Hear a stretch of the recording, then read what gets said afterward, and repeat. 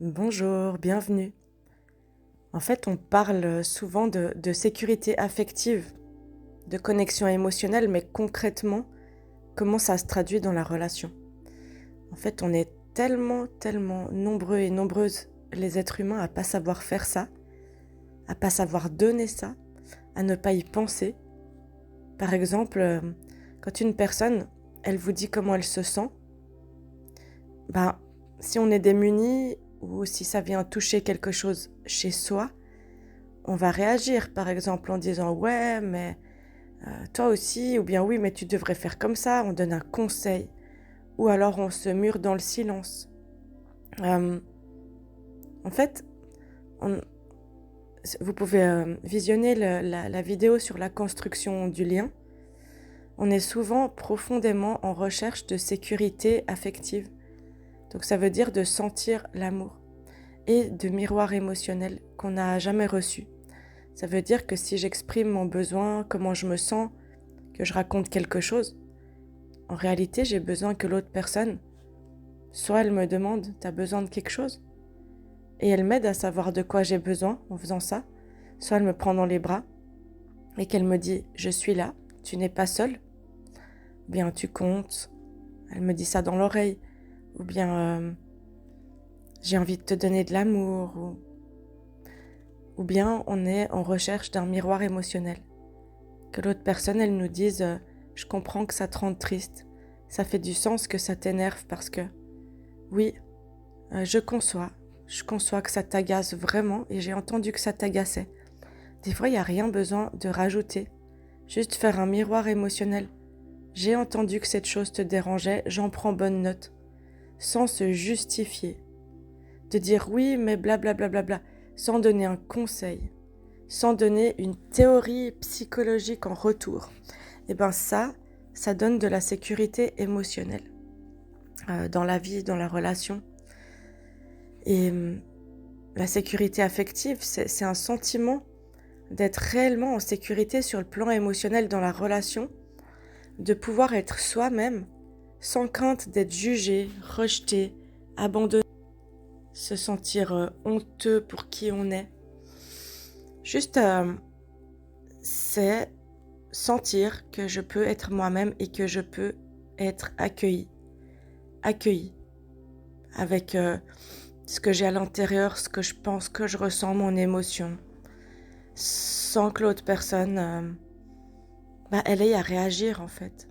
Ça, cette sécurité affective, émotionnelle, elle repose sur une confiance sur une constance du lien. Je sens que ce lien est régulier, qu'il est entretenu de manière régulière par toutes les deux, et je sens qu'il est fiable, que c'est pas moi seule qui vais l'entretenir, et que l'autre personne va venir tenir l'espace aussi, de manière spontanée, de manière naturelle, avec des choses que je peux sentir dans la matière, dans la réalité. Ça veut dire des câlins, des gestes de tendresse, des petits cadeaux, des petits mots, pas seulement du silence, des théories qui font partie du monde de l'esprit que je ne peux pas sentir. Parce que, parce que c'est de l'éther, même les paroles, on ne peut pas les sentir. On peut les entendre, mais l'être humain, on est profondément dans une recherche de sentir cette sécurité, en fait. Et comment vous pouvez nourrir ça au quotidien, c'est la fiabilité déjà, c'est de tenir ses promesses et être constant dans les comportements. C'est d'essayer de s'ancrer et de mettre une cohérence entre la parole et l'acte et la parole.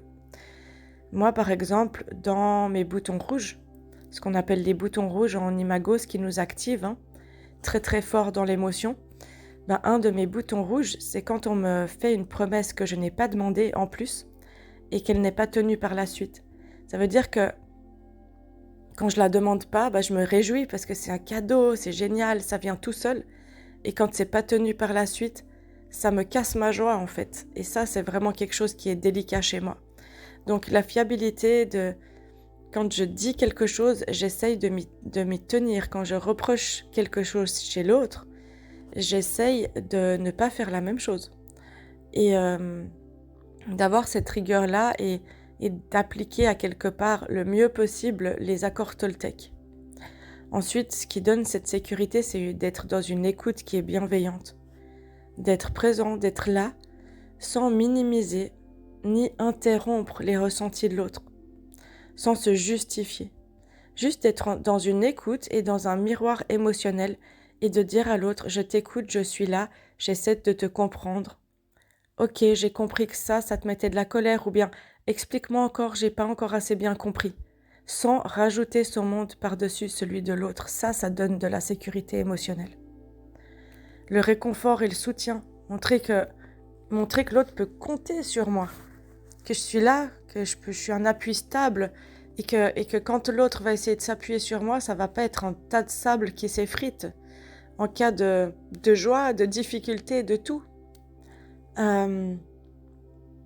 Respecter les émotions, accepter que l'autre il ressente des émotions qui sont différentes, sans chercher à les minimiser, à les corriger, à les effacer, à les nier. Voilà. Ce genre de phrase, par exemple, ouais, mais ça va passer, t'inquiète. Remplacez-les par c'est ok que tu sois triste, ça a une histoire chez toi. Et ça, on peut tous apprendre et réapprendre. Cette connexion émotionnelle est tellement importante. Ça, c'est plutôt une capacité à sentir la proximité émotionnelle, l'intimité, à sentir qu'avec cette personne, ce lien, il est particulier, que je peux me montrer dans ma vulnérabilité sans que ça soit abîmé. C'est aussi une capacité à se sentir compris, touché, aligné avec l'autre, ajusté. C'est nourri par l'empathie, l'accueil, la vulnérabilité, la qualité des échanges. La qualité des échanges dans le temps. On peut compter l'un sur l'autre. Et on se sent bien, en fait. Il y a de la sécurité dans ce lien. Et il n'y a pas des choses qui me mettent dans l'insécurité, qui me font exploser, qui me font fuir, qui me rendent triste, qui me mettent en colère. Et si c'est le cas, on en prend soin ensemble. Et on prend soin de nos peurs ensemble. Donc ça, vous pouvez l'approfondir avec des moments de qualité, de partage, de créer régulièrement un checkpoint de la relation, des temps d'intimité émotionnelle, même si c'est 1 minute, de parler de ce qu'on ressent, des rêves, des peurs, et d'avoir l'espace pour le faire. Des rituels du lien, un regard, un câlin, un bonjour avec un bisou en se regardant dans les yeux, qui est quotidien, qui est même bref, mais qui est quotidien, qui entretient la connexion. Le petit post-it le matin, des petits gestes comme ça répétés qui font qu'on sent cet amour, qu'il est là, qu'il existe.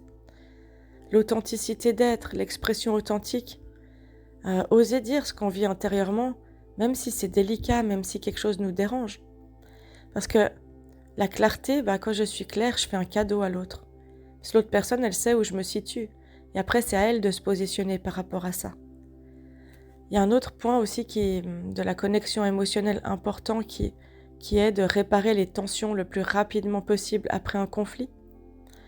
Ça veut dire qu'après le conflit, je vous ai fait plusieurs vidéos sur le conflit, je vais identifier qu'est-ce qui m'a touché, qu'est-ce que je voudrais différemment, qu'est-ce que je propose à l'autre d'essayer différemment, et je retourne chercher l'autre après un conflit. Alors laissez toujours passer le temps qu'il faut. Chez certaines personnes, c'est 1 demi-heure. Chez d'autres, c'est 3 heures pour baisser du cortisol, de l'hormone du stress. Mais allez réparer après les conflits. Cherchez à comprendre et à se reconnecter. De dire, ok, je m'excuse pour la relation, je m'excuse pour ma réactivité, je m'excuse de ne pas t'avoir compris. Explique-moi qu'est-ce qui te fait vriller. Et du coup, le dernier point, je l'ai oublié, mais je vous rajouterai la curiosité. Plutôt que de taper une théorie à l'autre, de lui expliquer tout votre monde, de temps en temps, offrez-lui la curiosité. De dire, raconte-moi pourquoi tu es silencieux. Qu'est-ce qui t'empêche de prendre ton espace? Ou raconte-moi, qu'est-ce qui te met dans tes tempêtes émotionnelles? Je suis curieux. J'ai pas compris où j'appuyais sur un bouton rouge. J'ai envie de comprendre.